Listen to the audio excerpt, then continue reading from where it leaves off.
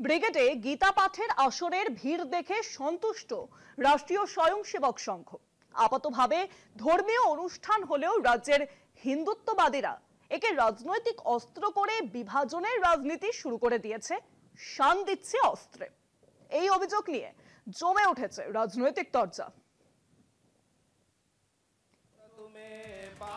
গত লোকসভা নির্বাচনের প্রাক্কালে 2023 সালের ডিসেম্বরে লক্ষ্য কণ্ঠে গীতা পাঠের আয়োজন করেছিল সংঘ পরিবার ঘনিষ্ঠ সনাতন সংস্কৃতি পরিষদ।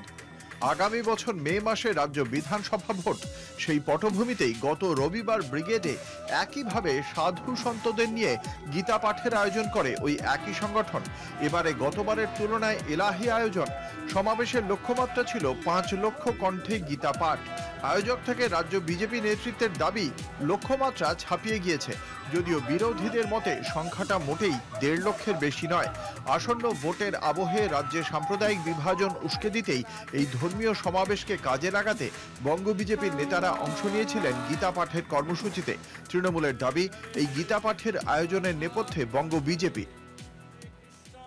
এটা যদি সকলকে তিনি বিজেপি ভাবেন, বিজেপি, কারণ ভারতীয় সংস্কৃতি, সনাতন সংস্কৃতিকে তো রক্ষা করার কাজটা বিজেপি করার চেষ্টা করছে। আমি কি করে জানবো বিজেপির প্রোগ্রামে আমি যাবো কি করে? এবার আপনারা আমাকে বলুন, এটা যদি ইম্পার্শিয়াল প্রোগ্রাম হতো আমি নিশ্চয়ই যেতাম, কিন্তু আমি বিজেপির প্রোগ্রামে কি করে যাব? আমি তো একটা পার্টি করি, আমার তো একটা ইডিওলজি আছে। আমি সব ধর্মকে সম্মান করি, আমি সব বর্ণ, সব জাতি, সবাইকে সম্মান করি, কিন্তু যেখানে বিজেপি ডাইরেক্টলি ইনভলভ সেখানে আমি যাবো কি করে বলুন তো?